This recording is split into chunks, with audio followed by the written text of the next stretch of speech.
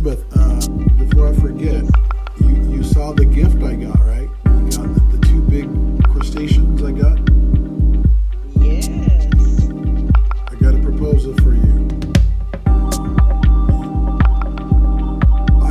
I share, you prepare. Oh boy. Are you good Oh with, boy. are you good with langosta? No. You know what? I have never read langosta. Well, most people. But I am not gonna ruin it for Okay, you. well, no, yeah, that's exactly what I'm afraid of. But so yeah, that's okay. That's not a problem. It's like, you mentioned something enjoyed. I said, I'll share. I will share if she prepares. But you know what? Most people just I have never, especially the beautiful, lobster. they're like 8 pounds. It's huge. They're huge. I volunteer. Yeah, I volunteer at a shelter here in Long Beach. I cook for them once a week, sometimes twice a week. But now that I'm taking care of kids, I can just once a week. And they brought this beautiful. It's not there. On the Facebook good.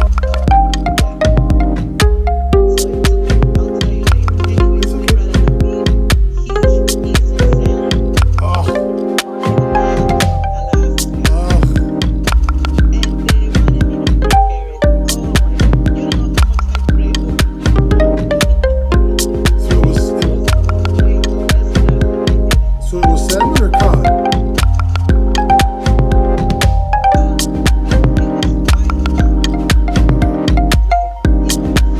Yeah, yeah, yeah. Yeah, yeah.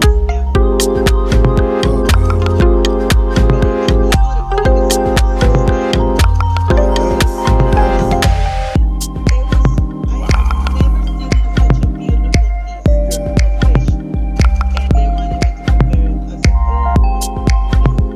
so did you bake it? What did you do?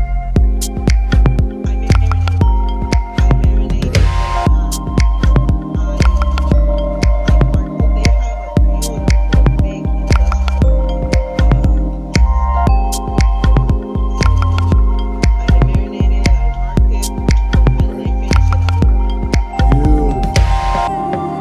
I'm sure it was good. Yeah, so the way that, most Polynesians or other people do lobsters is they just boil water. Hey, Kim. It's a real Kim. She's got her own meeting, but she's there now. You should be able to see her.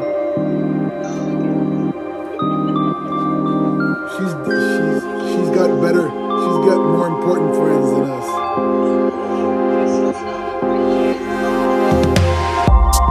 But so I was telling the guy that brought me the lobsters. He says they boil water, and he says at the very end they get rid of most of it, and then they do it in coconut milk with onion.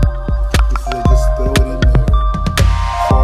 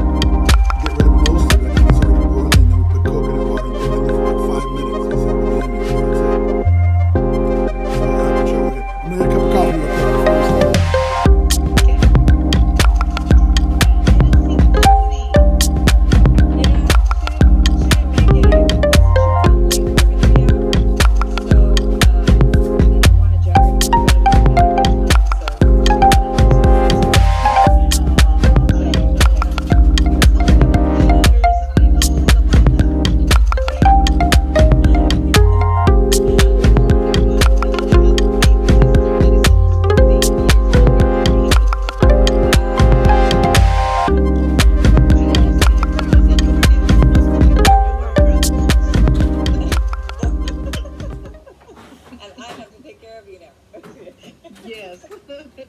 I loved it. Yeah. That's good. Well, hopefully I get to see her next Sunday. Yes, yes, for sure. Now that I know that, I wasn't, like I said, I wasn't exactly sure how long it was going to be, so I didn't want it Yeah. to go until like 9:30 and just later than that because Jagger's, kind of grumpy the next day. So, yeah. The Yeah. only thing I possibly will recommend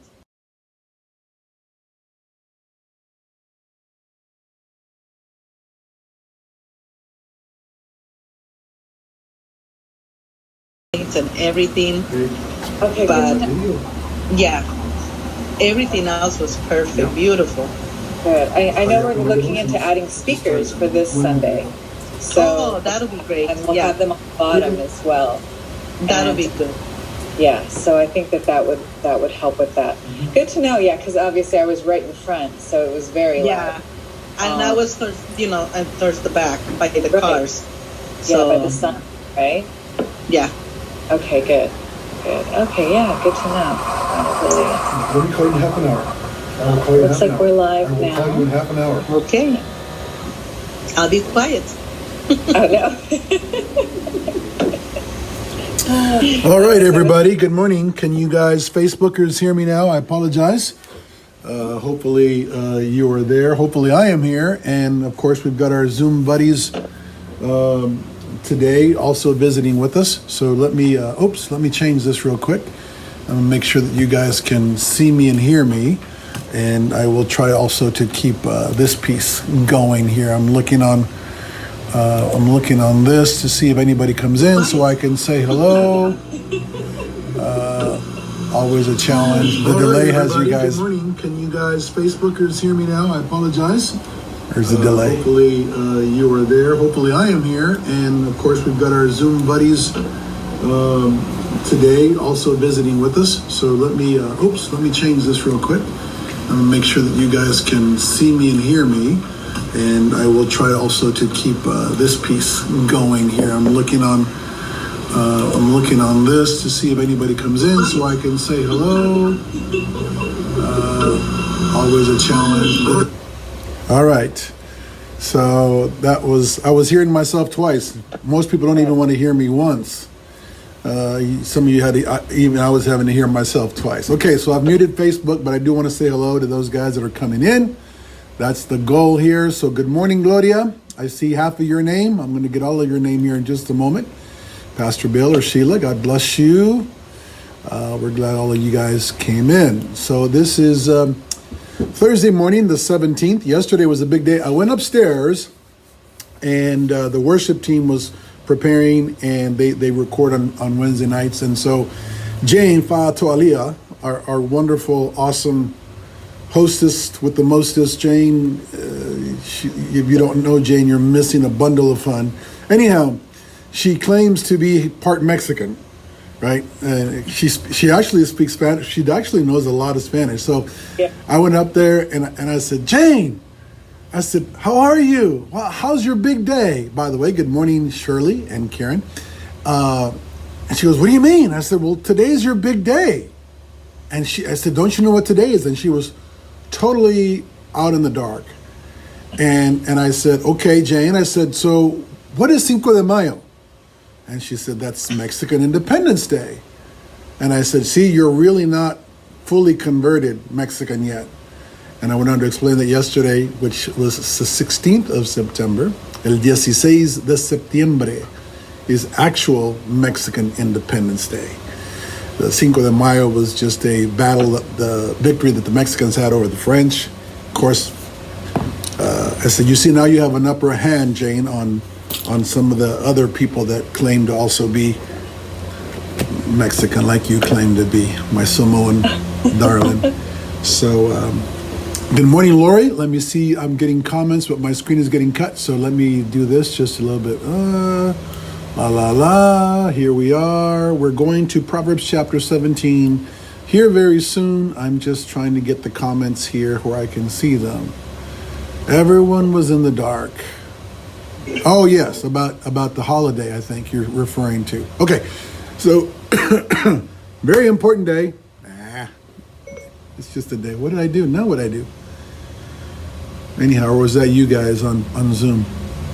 So it is the 17th. So no more party. The party ended at midnight, right? Party ended at midnight. No more party. Of course, as if that stops anybody ever. But anyhow, we'll say that. But okay. So let's go to Proverbs chapter 17. Good morning. Good morning. Good morning. Good morning. Morning. Hope you guys are well. A couple of important announcements. Okay. And then I will promise to try to start my study, as you well know, and I've had a lot of comments about our Sunday night live outdoor meeting. We call this The Gathering, and man, we had a great time. Somehow Siri wants me to say something to Siri. Bye, Siri, I don't want you. That's what it was. I hit a button somewhere. So we had a great turnout. Things went really, really well. Everybody was very, very happy. So this Sunday night, Sunday night, 6 o'clock, we will be outdoors. So that's the first part of this announcement about our outdoor gathering. Sarah and I are actually, we'll be here in a way, but Pastor Bill will be the one who's kind of in charge of this, and the worship team will be here. I don't know if anybody wants to make a comment about Sunday night either. Elizabeth, you mentioned something I thought was really, really good when Alicia said something about she was glad to see you. Your comment was what? I was very emotional. Yeah. Very emotional. It was great to be back together and worship the Lord. You said it had been the first time since March. Fellowship with one another. Yeah. So we're very happy with that, of course. And so, as I told you, we were going to do it again, and we are going to do it again this Sunday night, 6 o'clock. Pastor Bill, the worship team, will be taking charge and leadership of that. So note that. Bring your chairs. I actually kind of enjoyed people having snacks, and you know who you are. That brought a little something to eat and stuff like that. I thought it was great. I loved it. Of course, it was our first time. The sound system wasn't great. The video was a little off. But we are taking steps. Every single day we're taking steps to make that better. So it should be a little bit better Sunday night. And I can tell you it'll be a lot better, hopefully, I think a lot better, the following Sunday. We just ordered some new equipment to make that better for the worship team and for everybody. So here's the announcement. Sunday night at 6 p.m. outdoors. Invite your friends, invite your family. There was people out in the cars. It was so cool. I mentioned that it kind of reminded me of the back part of the church. I mean, we could tailgate back there. And of course, but anyhow, it was a great Sunday. So this Sunday at 6 o'clock. Here's the big news. Okay, you guys ready for the bigger news? That this Sunday at 6, but the following week, which is the 27th, somebody help me. Alicia, is that right? You guys? The following Sunday is the 27th. We are going to go outdoors, but in the morning. So our morning worship service, our lives. Oh, there he goes again, Siri. I told you I don't want to talk to you right now. I don't know why you keep insisting that I want to discuss things with you. But so on the 27th, we're going to the AM outdoors, okay? No PM outdoors, just AM. And we did that because the worship team is very, very helpful.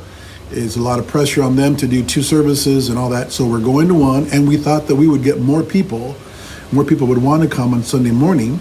We had like 90 people, I guess, or something. So it was really good. And so this Sunday night, 6 p.m., Pastor Bill, worship team. The following Sunday, the 27th, it'll be outdoors at 10:30 in the morning. Now we'll get as much publication, not get anybody confused, okay? We will do all of that next Sunday morning. No Sunday night, okay? So starting 2 weeks from now, outdoors, 10:30, and we'll be streaming it. So we'll be doing both things, having you live here with us, for those of you that are comfortable and want to be live, and we will be streaming that live outdoor service also to those who are still home and other places. Okay, so I hope that's clear. Hope you got that. This coming Sunday night, 6 o'clock. Following Sunday, 27th, last Sunday of September. We are going to be outdoors at 10:30. All right. So, hi, Brenda. Nice to have you drop in and say hello. I hear my friend Eric said he was coming. Your brother, please let me know. I haven't heard from him, and maybe it's my fault. But let me know if he's in town or when he's coming, because I sure want to see my friend, your brother. Okay, so we're reading Proverbs 17. And this has kind of been the habit of what we've been doing. I'm going to try to read the whole thing without making any kind of comments. The idea is for you to maybe, as you're reading along, put a little asterisk or a star or something, however, check mark or something that maybe sticks out to you that you particularly enjoyed or stuck out to you. And then we kind of do this thing together at the end. So Proverbs chapter 17, we only go for 30 minutes. I've got 20 minutes left. So here is the Proverbs. Again, these are general principles and not necessarily promises. Always very important to remember that. Verse 1, better a dry crust eaten in peace than a house filled with feasting and conflict. A wise servant will rule over the master's disgraceful son and will share the inheritance of the master's children. Wise servant. Verse 3, fire tests the purity of silver and gold, but the Lord tests the heart. Wrongdoers eagerly listen to gossip. Liars pay close attention to slander. Verse 5, those who mock the poor insult their maker. Those who rejoice at the misfortunes of others will be punished. Verse 6, grandchildren are the crowning glory of the aged, and parents are the pride of their children. Verse 7, eloquent words are not fitting for a fool, even less are lies fitting for a ruler. A bribe is like a lucky charm. Whoever gives one will prosper. We talked about how that seemed to, without the understanding, kind of sound kind of strange. We'll get to that a little bit maybe. 9, love prospers when a fault is forgiven, but dwelling on it separates close friends. And faults are forgiven. A single rebuke does more for a person of understanding than 100 lashes on the back of a fool. Even people are eager for rebellion, but they will be severely punished. It is safer to meet a bear robbed of her cubs than to confront a fool caught in foolishness. 13, if you repay good with evil, evil will never leave your house. Starting a quarrel is like opening a floodgate, so stop before a dispute breaks out. 16, acquitting the guilty and condemning the innocent, both are detestable to the Lord. It is senseless, 16, to educate a fool, since he has no heart for learning. Verse 17, a friend is always loyal, and a brother is born to help in times of need.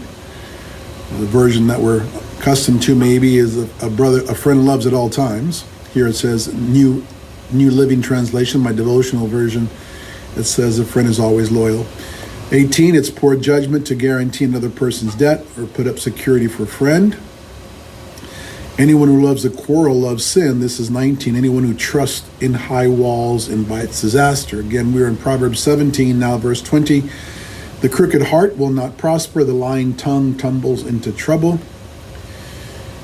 21, it is painful to be the parent of a fool. There is no joy for the father of a rebel.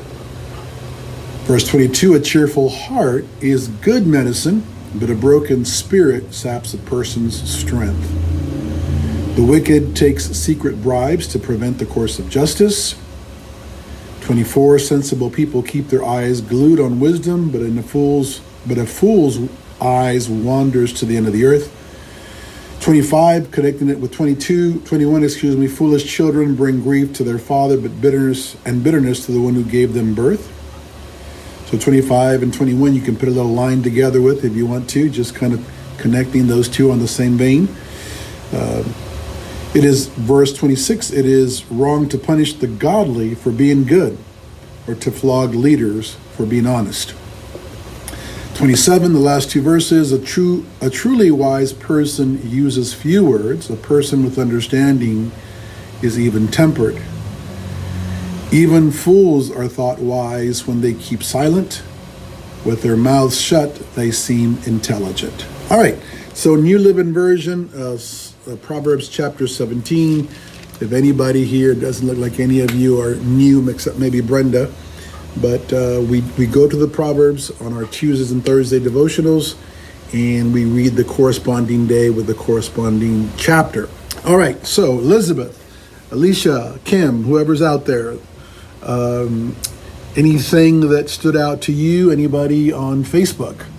If you want to comment or say anything or allude to a certain verse, I'm going to have a drink of coffee, and then we can talk some more before we end today. Let me say while you're thinking, and both of you are getting ready to comment, sorry, that I apologize for last night.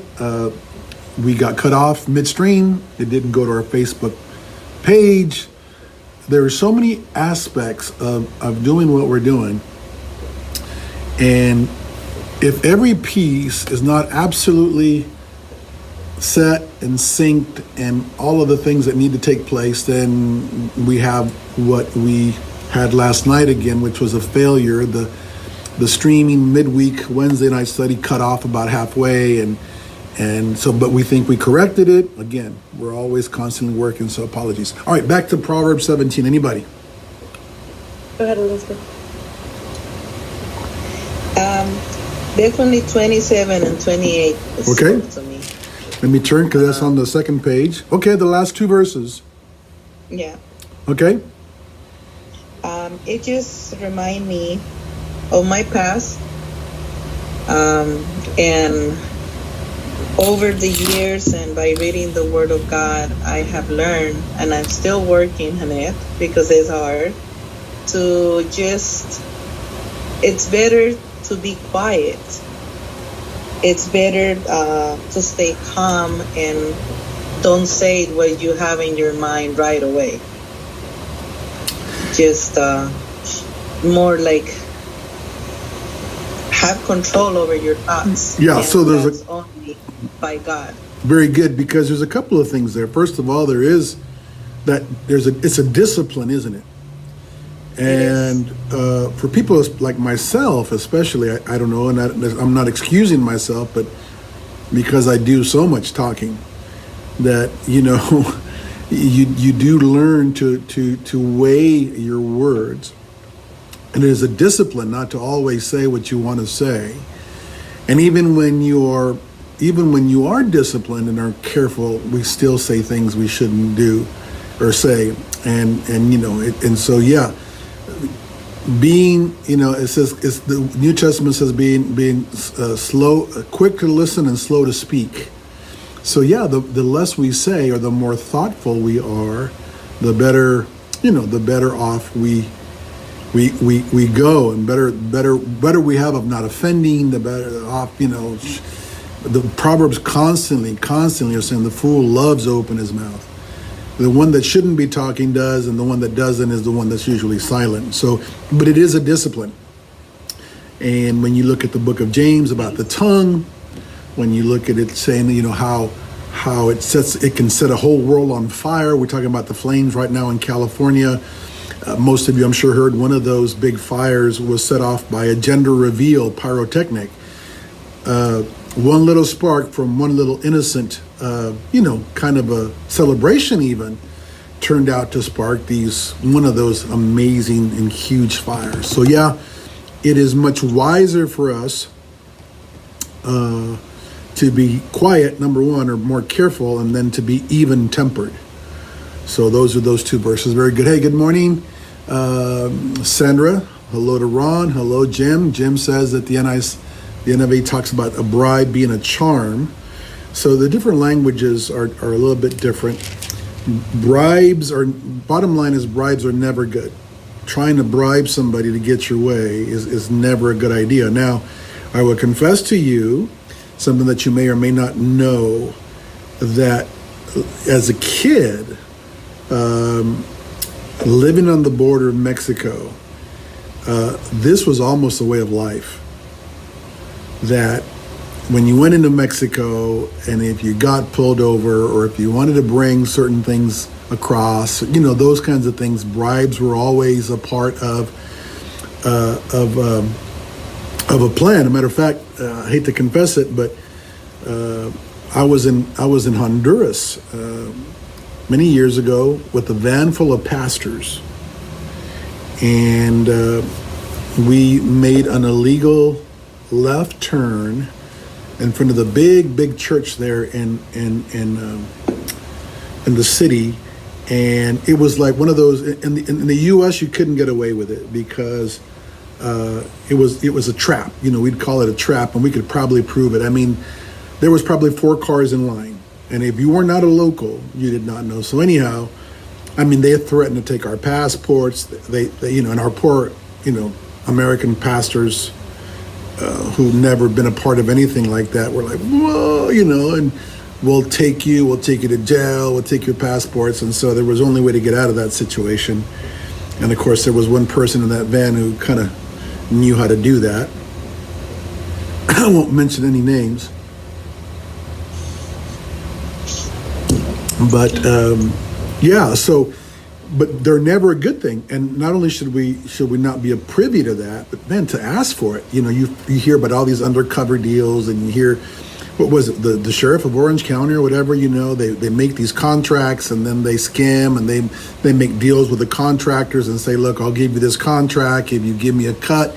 You know this, right, everybody? You know how these things work. And so that is one of those things, answering Jim's or making Jim's comment about a bribe. It's the Proverbs just plainly tell us that it's not wise or sound or good. If it keeps you out of jail, is it okay? Well, you'll have to answer that.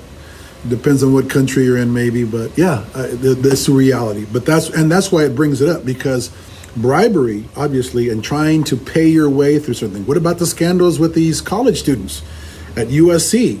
I mean, basically, it's the same thing, right? Them wanting to get their children in, and I'm not judging them. I'm, God forbid, because if our failures were ever all pointed out, all of us would be in the public's eye and seen very negatively, because none of us are sound completely in every way. We sure hope to try to be. But same thing, right? With the scandals, because she was this Lori Loughlin was an actress, and her husband, I guess, was a producer or something, and that's basically what that was. They were working around, paying people to kind of get them where they needed to be. So that's the whole thing about bribes. All right. Anybody else on anything else in chapter 17? One more drink of coffee.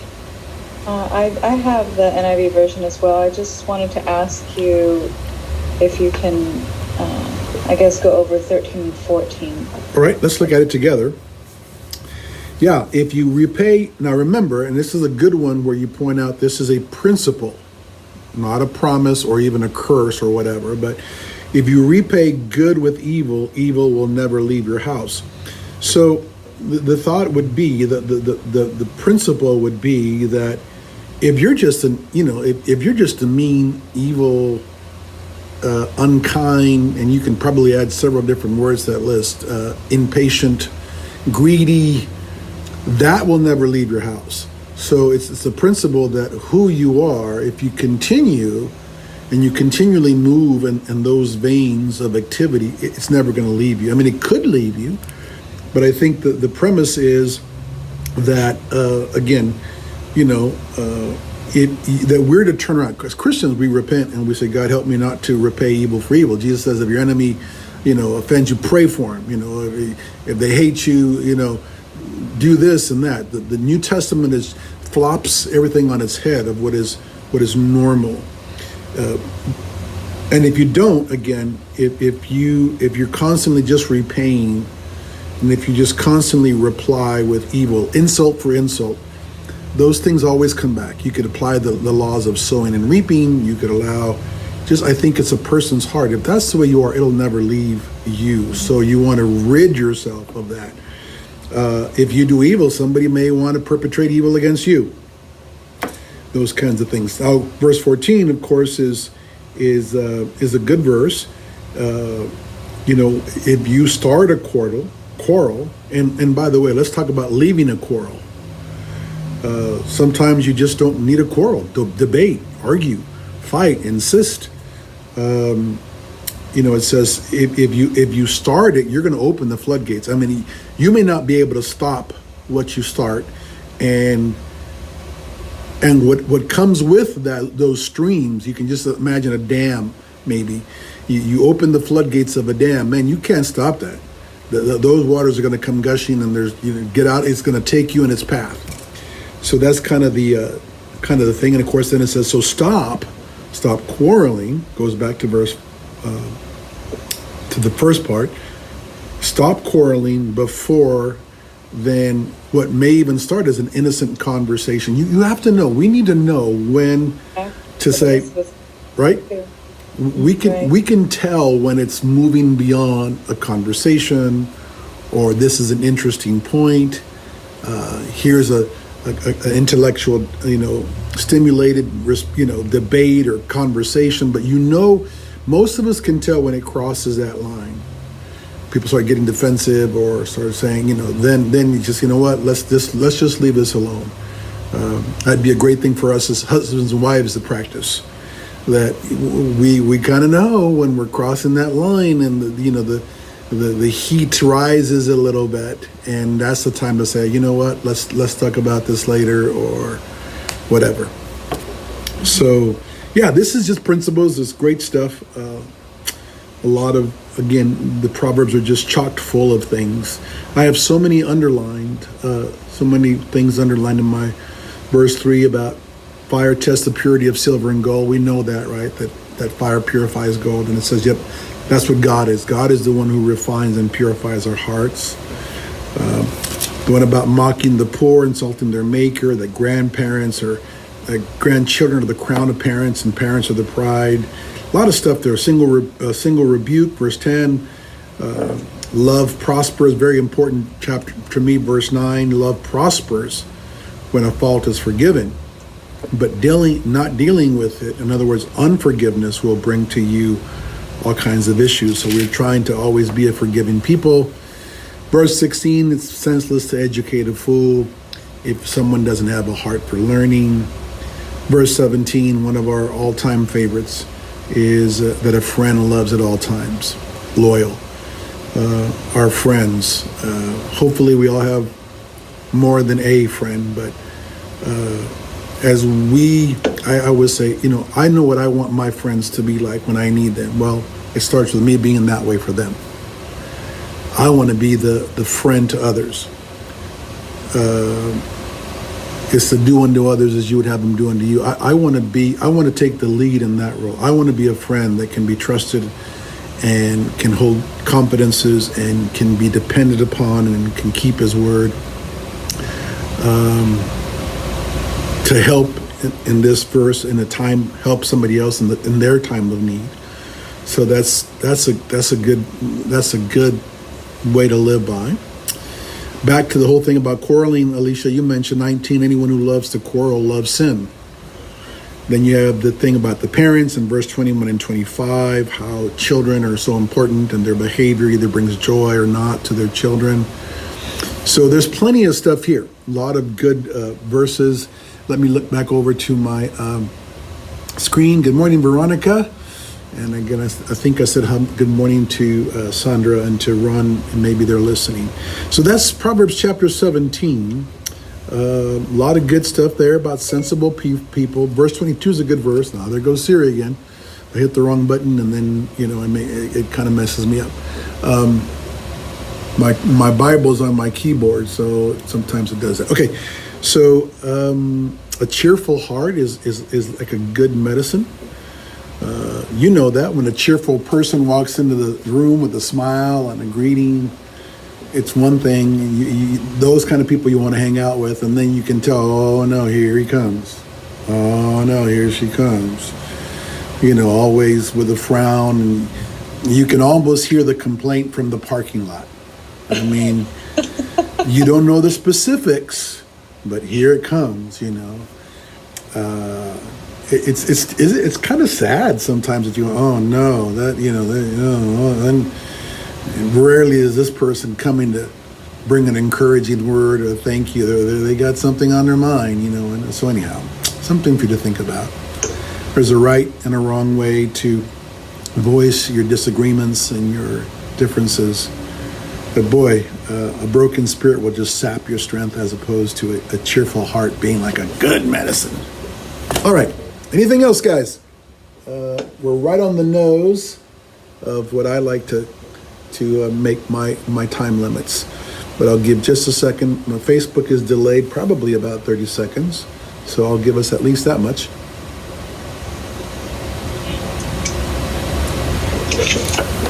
Zoomers, Which version are you reading from again? it's called the New Living Translation. And I preach from the New King James. I made that decision a while ago because, yes, believe it or not, when I first got saved and first started preaching, there were so plenty of people who were using the King James. And to move to anything was so radical that they wouldn't hear you. So I thought, okay, I got to progress.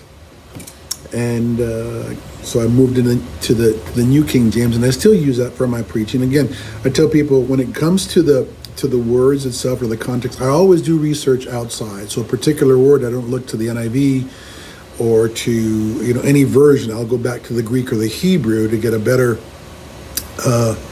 broader and more complete understanding of a particular word. But I use it. But then from that I've moved to the New Living Translation for my devotional reading because it is it just kind of gives me a new take. It gives me a new spin.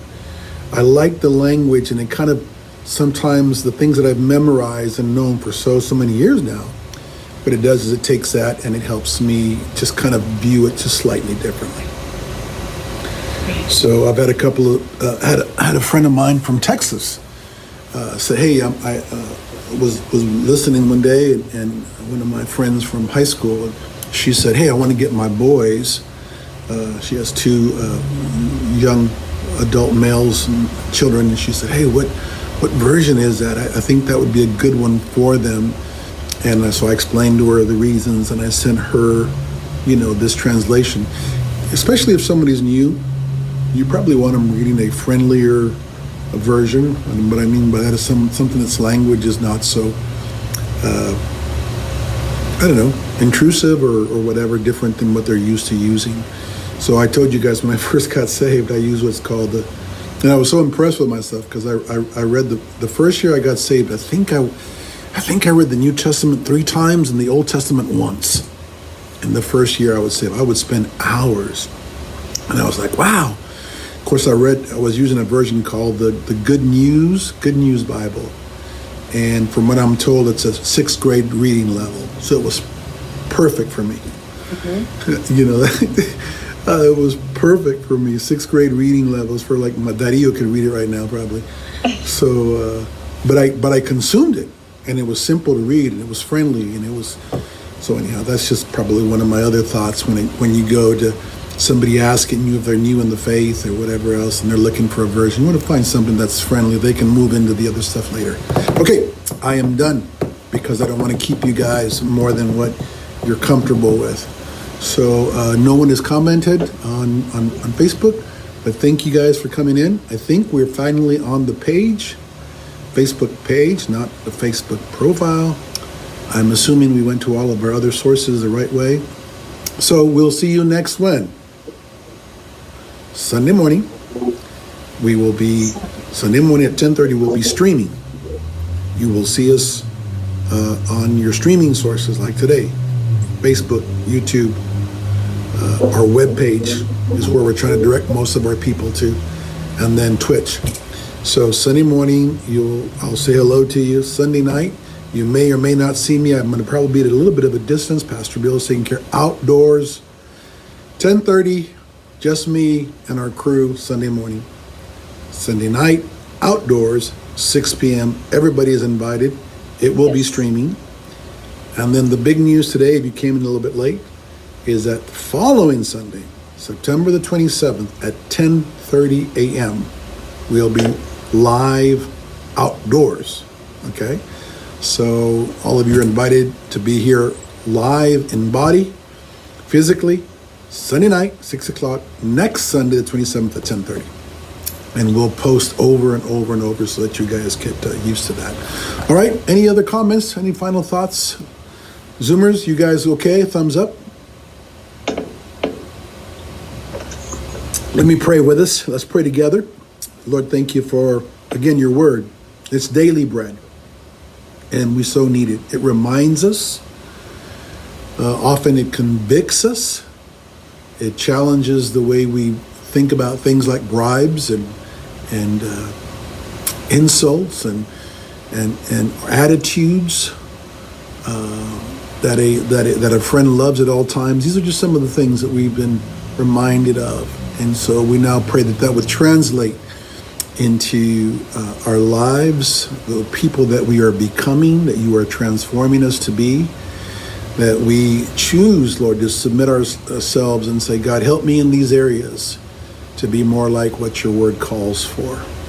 So bless us in our day. Give us a great weekend until we see each other again. Amen. Amen. All right. Amen. God bless you guys. Thank you. Thank you for hosting us there and being our moderator, Kim. Appreciate it very much. And we'll see you guys later. Have a great day. Bye-bye.